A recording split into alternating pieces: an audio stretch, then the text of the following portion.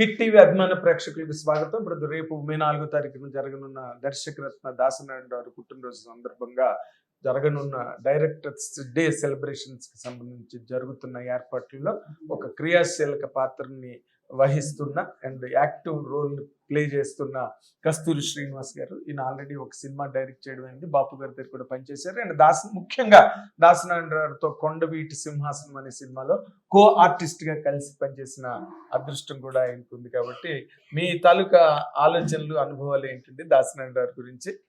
అందరికీ నమస్కారం. ముఖ్యంగా హిట్ టీవీ వారికి మా డైరెక్టర్స్ డేని మీ ద్వారా ప్రపంచానికి తెలియజేస్తున్నందుకు చాలా సంతోషము. గురువు గారి దగ్గర యాజ్ అసిస్టెంట్గా పనిచేయలేదు, కానీ కొండవీటి సింహాసనంలో యాక్టర్గా మాత్రం పనిచేసా.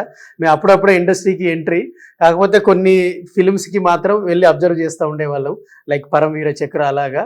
తర్వాత ఇండస్ట్రీలో ఏ సమస్య వచ్చినా కూడా పిలిపించేసి ఎనీ టైం ఫస్ట్ కార్మికులకి న్యాయం చేసేవాళ్ళు. పోనీ కొంచెం వాళ్ళకి ఎక్కువ ఇప్పించేద్దాం పర్వాలేదు అని ప్రొడ్యూసర్లను కన్విన్స్ చేసి వాళ్ళ దగ్గరికి వెళ్ళిన ప్రతి సమస్య 100% సాల్వ్ అయ్యి వచ్చేది. ఇంకా ముఖ్యంగా మా తరం వాళ్ళు నేర్చుకోవాల్సింది ఏంటంటే వాళ్ళు ఆల్ రౌండర్స్. అంటే ఒక ఎడిటింగ్ సెన్స్ తోటి ఒక సినిమా ఎంతవరకు అవసరమో అన్ని షాట్లే తీసుకునేవాళ్ళు.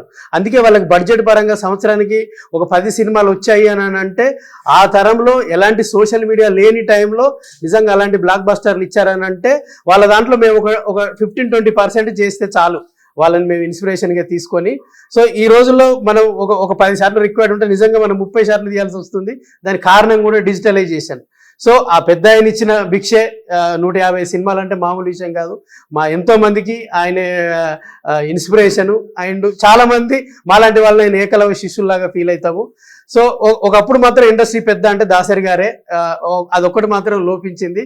కానీ ఆయన ఆశయాలు మాత్రం దర్శకత్వ శాఖ నుంచి డైరెక్టర్స్ డేగా అట్లీస్ట్ ఒక డైరెక్టర్స్ డే అని, ఇండియన్ ఫిలిం కాదు వరల్డ్ ఫిలింకి డైరెక్టర్స్ డే అని లేదు, దీని నుంచి అన్నా ఎల్బీ స్టేడియంలో చేసేదాని నుంచి వరల్డ్కి నిజంగా హాలీవుడ్ బాలీవుడ్ వాళ్ళకి కూడా ఇది ఒక డే ఉందని అనేది గుర్తు చేయడం నిజంగా దాసరి గారి నుంచి మాకు రావడం అదృష్టంగా భావిస్తున్నాం. ఆయన ఉన్న హాయంలో అట్లీస్ట్ ఆయనతో కొంత జర్నీ చేసినందుకు మాత్రం అదంతా ఇన్స్పిరేషన్ మాత్రం మా ప్రతి ఒక్కరి ఒక 2000 మంది సహకార దర్శకుల దగ్గర ఉంది.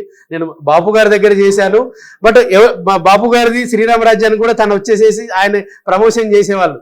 మీకు ఇలాంటి ఆధ్యాత్మిక మీద ఎందుకు అవసరం లేదు, మీకు ప్రతిదీ బూత్ సినిమాలే కావాలని ఆడియన్స్ని ఉద్దేశించి ఇలాంటివి కూడా ప్రేక్షకులు ఎంటర్టైన్ చేయాలి అని మా 50 days ఫంక్షన్ కూడా వచ్చారు.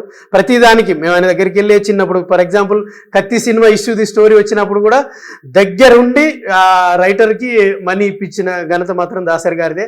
అసలు ఎలాంటి ప్రాబ్లం ఆయన దగ్గరికి తీసుకెళ్ళినా కూడా కూర్చుండబెట్టి నేనున్నాను, మీకేం టెన్షన్ లేదు అని. మాకు ఒక కోర్టు లాంటిది అది, అక్కడ సమన్వయంగా న్యాయం జరిగే ఒక కోర్టు ఇండస్ట్రీ మాత్రం నిజంగా మిస్ అయింది.